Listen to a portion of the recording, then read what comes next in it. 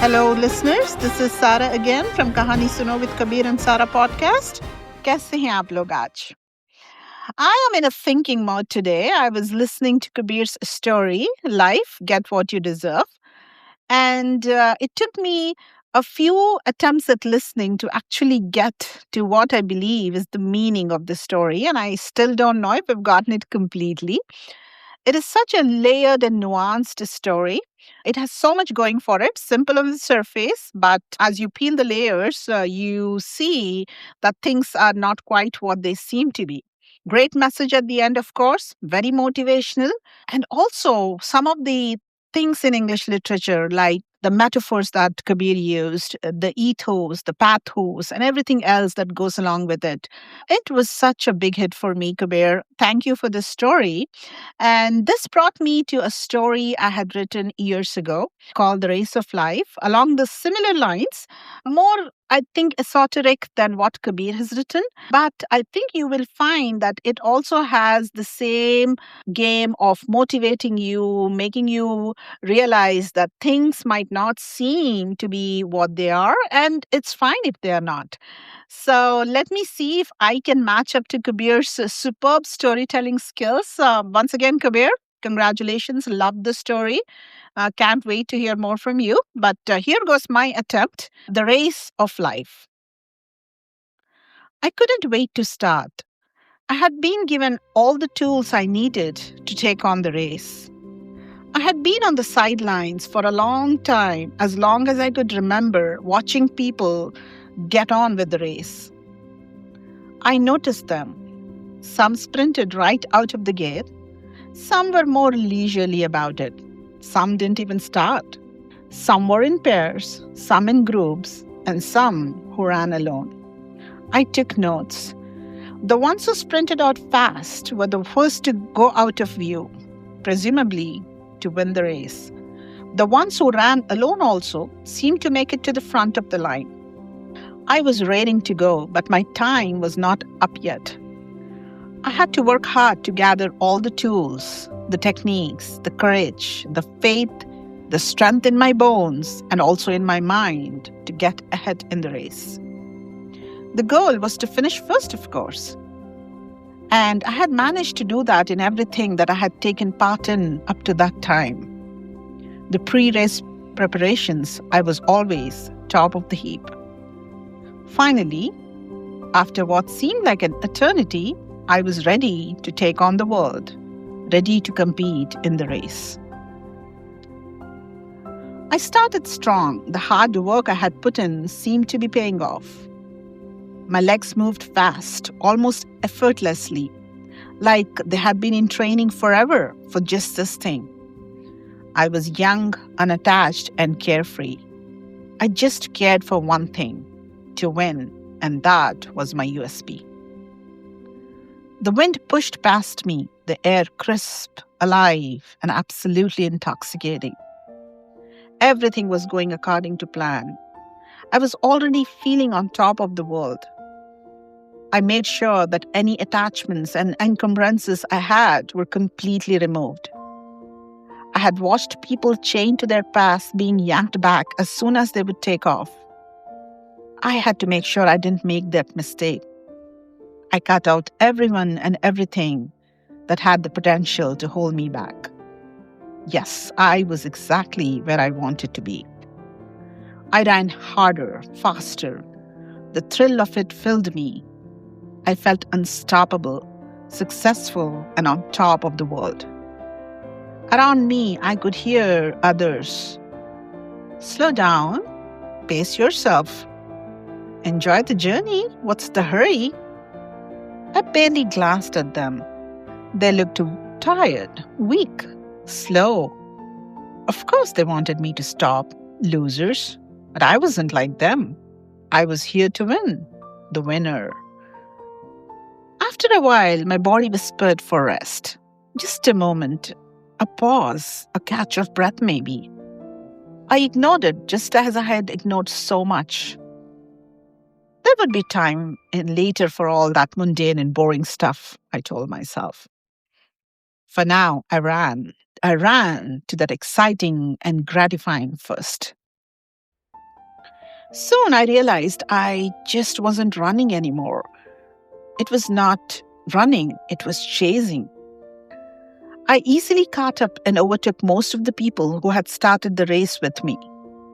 I wanted to catch up with some of the others who had started even before me. How amazing it would be to run past people who had had a head start over me. I did, and some of them recognized me. Their eyes bulged. Some of them would be happy to see me go. Most of them had a look of pure horror. Oh, how I enjoyed running past them, giving the finger even to some of them. Soon I enjoyed overtaking people I knew more than the ones I didn't. It felt like I was telling them, hey, I know you, and I'm better than you are, and there's nothing you could do about it. Every time I saw someone ahead, something inside of me surged. I had to catch them. I had to overtake them. And once I did, what did I do? I just ran faster, just in case they tried to catch up with me like I had caught up with them. The thrill was addictive, the joy indescribable.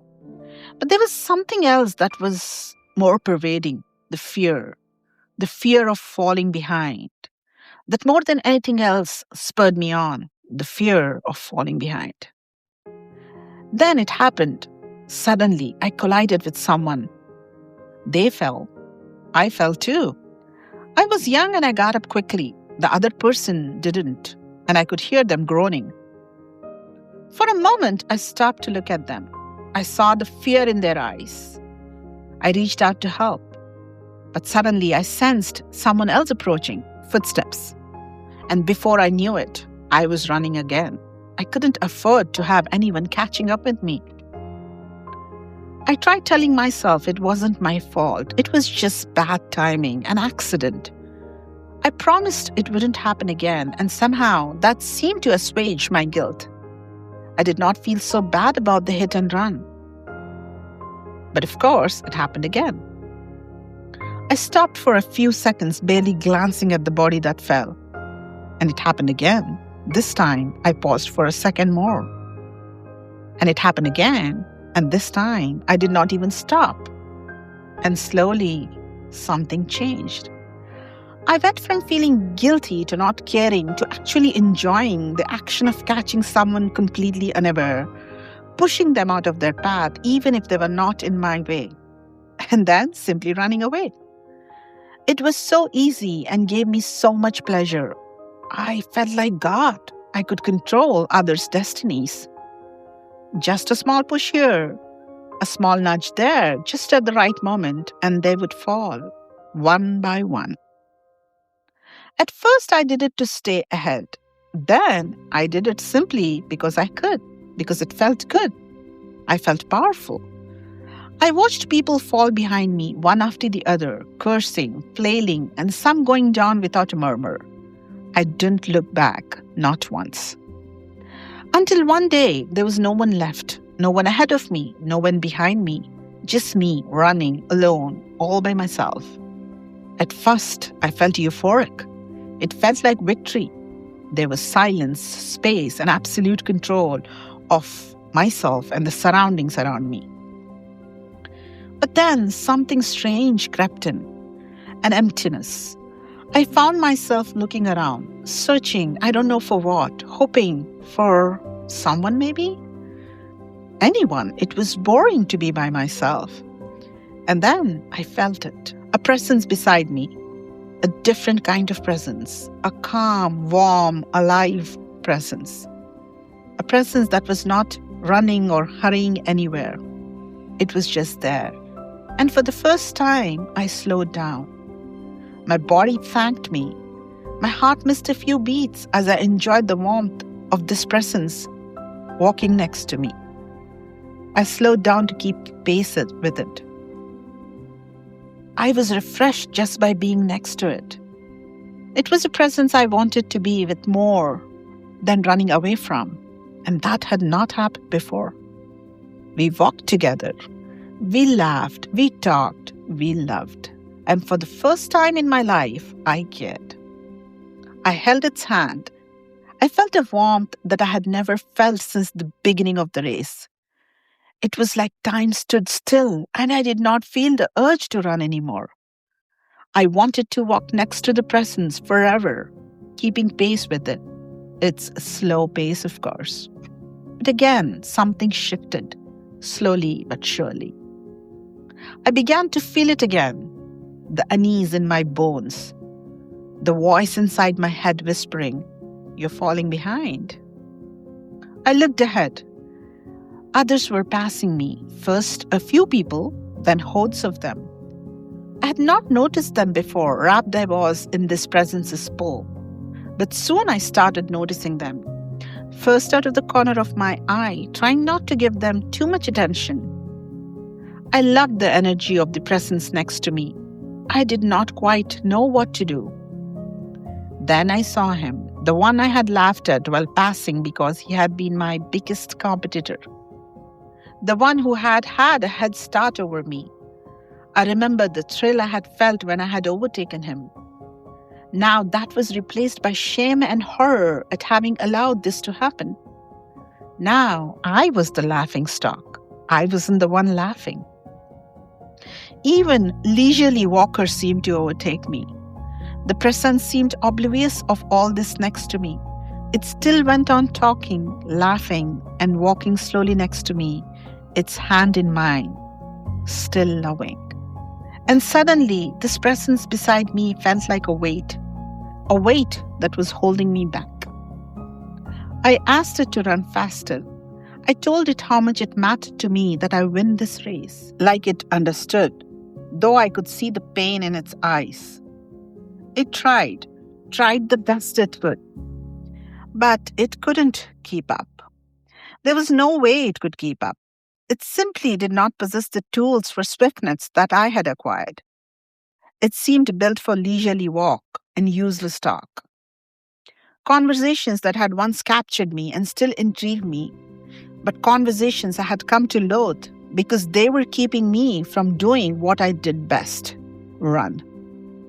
I pushed it harder, tried to make it be more like me, tried to teach it the tools of my trade, tried to change it to become another version of me. It never could. I got frustrated. I became harsher, and finally, I was cruel. One day, it fell, unable to keep up the pretense any longer. I egged it to get up. It did, and sat on a rock nearby. Again, people were passing us by. I commanded it to start running. "I can't," it whispered. I stopped again, paused for a second, almost reached out, almost sat next to it. A voice inside me whispered, "But you can." I looked ahead and I ran faster than ever. I didn't look back. I didn't want to look back. I didn't dare look back. Not at the tears, not at the silence I had left behind. Not at the promises I had broken, not at the warmth that at once enveloped and kept me safe. Not at the tears, not at the silence, and definitely not at the promises I had broken. I could not look at the warmth that once enveloped me and had kept me safe. I told myself I was free of it, free of the cocoon that I had been helping build around me. I was a butterfly now, and I had to fly. It wasn't my fault. Again, and for a while, of course, I believed in it completely. I ran harder than ever, faster, stronger, and more relentless, until something changed again. My legs trembled more, my breath grew heavier, my heart seemed to be struggling to keep up. I slowed down. I had to slow down. Just for a moment, I told myself, just to recover enough. I would be back to running in no time at all. And I was. But I couldn't go back to who I had been. No matter how hard I tried, it was like my heart didn't beat the way it used to. I could never run at the breakneck speed I had been running. The will was there, but the matter wasn't there to back it up. And then, of course, they started passing me again. The same people I had once again overtaken. Some I had pushed down, Some I had left behind. They moved past me effortlessly. Some didn't even notice me. Others smiled at me. Some laughed, and many heckled, just like I had done. I pushed harder, ignoring the pain that was burning in my knees, the exhaustion that was part of my bones now, a body that was no longer listening. I kept going out of habit, out of fear, and out of pride until finally I couldn't anymore. I stopped, and for the first time, I looked around. Everything was breathtakingly beautiful.